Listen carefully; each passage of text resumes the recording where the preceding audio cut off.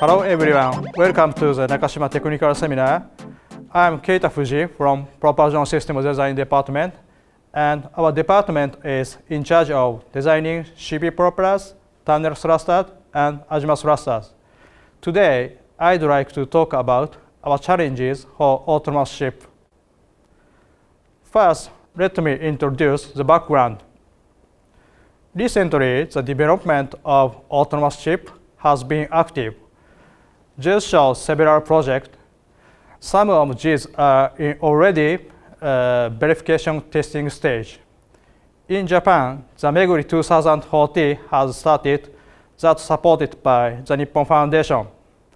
The goal of this project is to bring autonomous ship to practical use by 2025.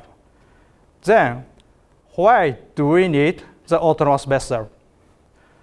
We think the biggest factor is autonomous ships have enough potential to solve maritime issues.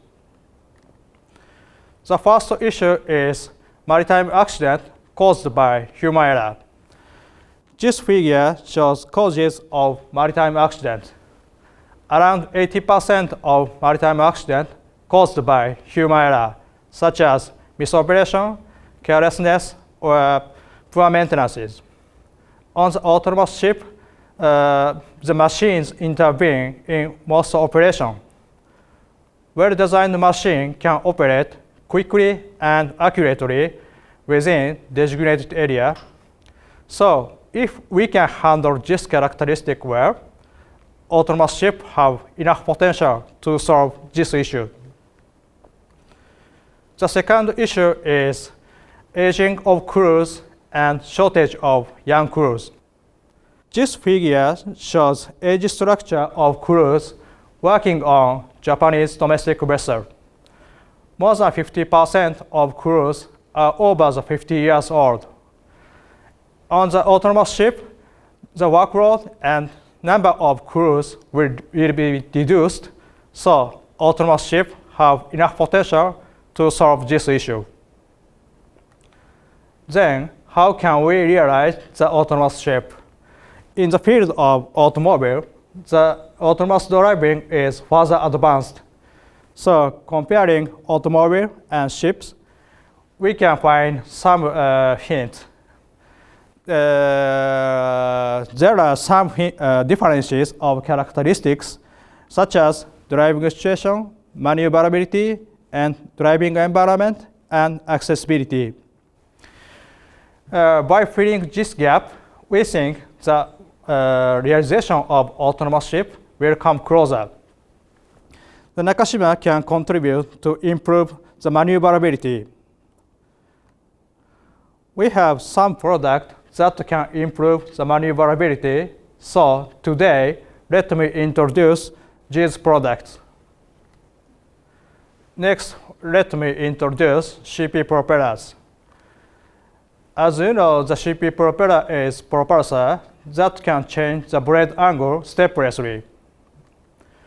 These two figures show ship speed characteristics, both CPP propeller and FP propeller. The vertical axis is ship speed, and horizontal axis is blade angle and propeller speed. FPP adjusts the ship speed by changing the propeller speed, so minimum ship speed is limited by main engine idling speed. This area cannot be used. On the other hand, CPP propeller adjusts the ship speed by changing the blade angle. So, minimum ship speed is not limited by the main engine. This area can be used. Due to these characteristics, CPP propeller can improve the maneuverability.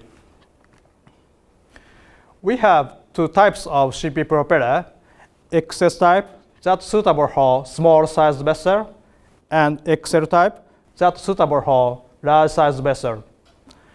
XS type cover a range of main engine output up to 4,000 kilowatt, and hydraulic cylinder is built in the inside of the vessel, so the hose to move blade transmitted by the push-pull rod. and XL type cover a range of main engine output up to 29,000 kilowatt. The hydraulic cylinder is built in the propeller hub, so the hydraulic oil that transported to the propeller hub moves the blade. Two types of product lineup make it possible to cover a wide range of main engine output. We have also developed 5-blade CPP propeller, and the delivery record is steadily increasing. 4-blade and 5-blade option give us the design flexibility, so we can offer the optimal product for each project. For example, a 5-blade CPP propeller has advantage when there is limitation of propeller diameter. The optimal diameter of 5-blade propeller is smaller than 4-blade propeller. So even if there is limitation, we can adapt the diameter close to optimal number. This advantage contributes the propeller efficiency. These are three projects from our delivery record for patrol vessel, anchor handling tug, and coastal ferry. Our product can satisfy not only the maneuverability, but also various requirements, such as ship speed, bollard pull, low noise, and low vibration. Next, Thunderstructure. The maneuverability in the port area is one of the most important factors to realization of autonomous ship. As shown in this photo, it is necessary high maneuverability and responsiveness because ships have to navigate crowded area. Also, auto-berthing technology is important because berthing is one of the most nervous situations for crews. Then, ships can move sideways will be required. Which propellers are suitable for this requirement? One of the answers is Thunderstructure. This movie shows an image of berthing situation. You can see the transversal movement is very effective in the berthing situation. So we think Thunderstructure greatly contribute to the realization of auto-berthing. We have two types of Thunderstructure, NTC and NTF. These are released in 2018 as an improved version of TCT and TFN that have abundant delivery record. Model NTC is CP propeller type, and it covers a range of input power up to 3,800 kilowatt. And model NTF is FP propeller type, and it covers a range of input power also up to 3,800 kilowatt. The biggest feature of NTC is thrust up. This is comparison of nominal thrust between conventional type and new NTC type. The horizontal axis is propeller diameter, and vertical axis is nominal thrust. By optimization of blade design, the nominal thrust has been increased around 20%. Then, what is benefit of thrust up? First, we can reduce the propeller diameter at same nominal thrust condition. For example, at nominal thrust of 18 tons condition, the propeller diameter is 2,000 millimeter in the case of using conventional type. However, using new NTC type, we can reduce propeller diameter to 1,850 millimeter. We can use compact thruster. Then, what is benefit of compact thruster? Compact thruster can be installed closer to fore end or after end of the ship. It means arm length from the ship's gravity center to propeller center will be increased. As a result, the rotational moment of the ship also will be increased. Our compactor thruster improves the maneuverability. Next, azimuth thruster. From the perspective of maneuverability, the azimuth thruster is probably most maneuverable propulsor. What kind of vessel do you image from the keyword of azimuth thruster? Tugboat or offshore support vessel? Of course, those answers are correct. They are typical ship type that equipped with azimuth thruster. However, in the era of autonomous operation, we think the number of azimuth thruster on commercial vessels will be increased. So then, the importance of propeller efficiency will be increased as well as maneuverability. Today, let me introduce our azimuth thruster that can improve both maneuverability and propeller efficiency.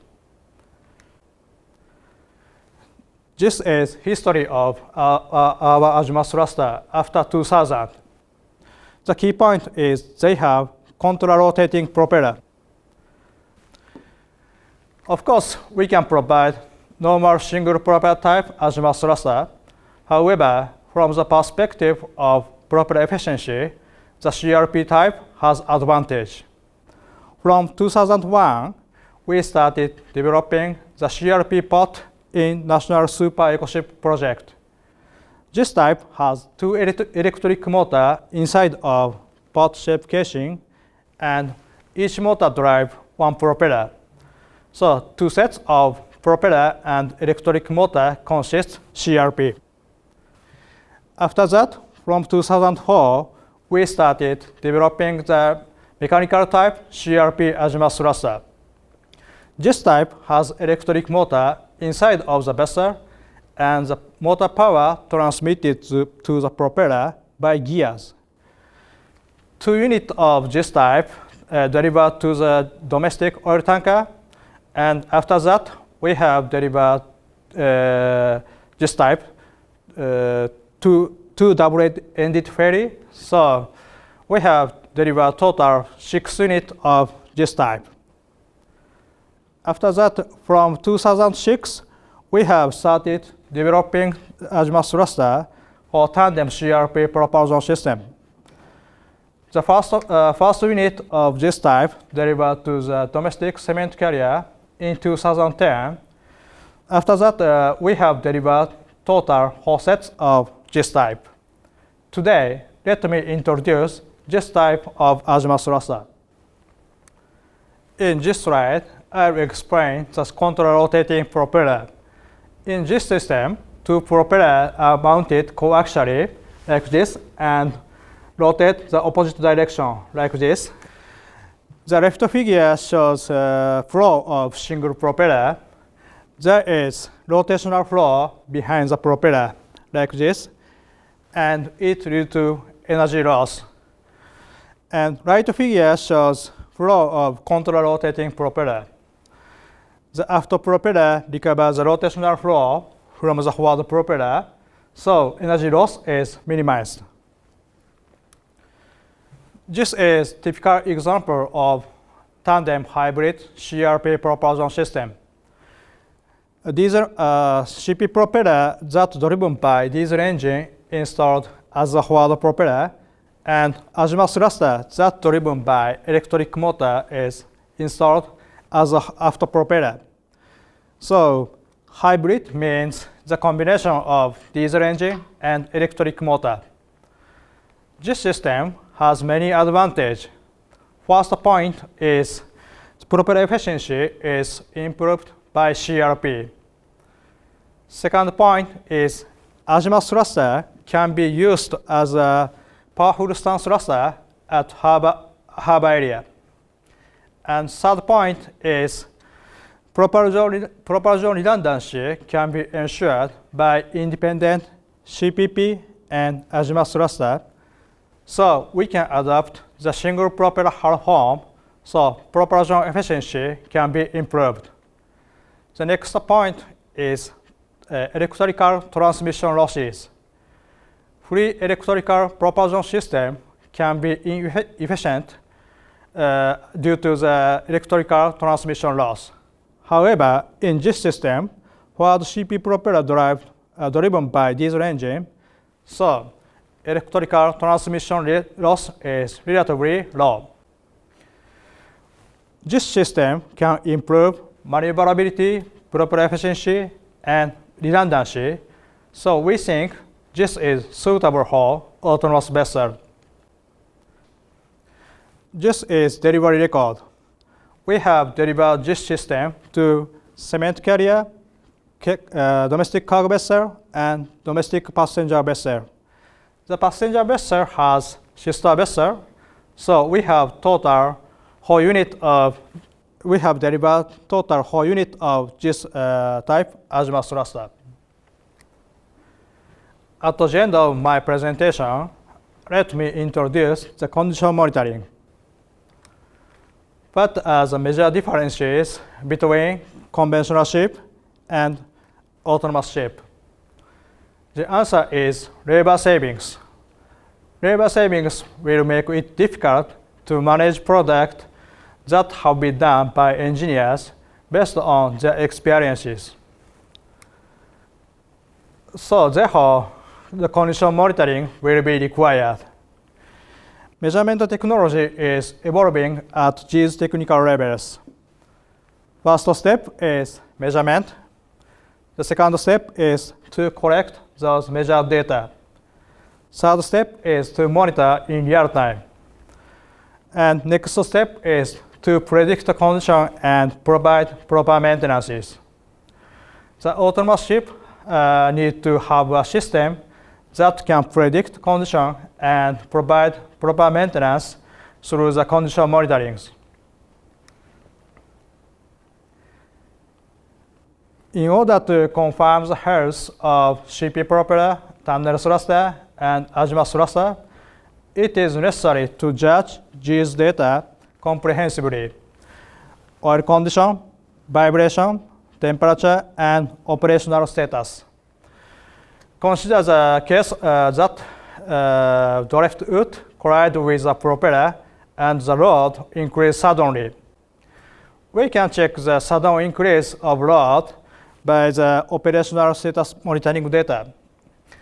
Also, the condition of bearings and gears that can predict by contamination amount in the oil and vibration and temperature. This means condition monitoring make it possible to indirectly predict the event that happen underwater or inside of the equipment. Also, by monitoring this data, ship speed, engine power, fuel consumption, and deterioration of propeller, we will be able to support more efficient operation. For example, we will be able to propose better propeller, energy-saving device, and services according to the actual operation condition. We are actively working on this advanced technology. That's all for my presentation. Thank you for your attention.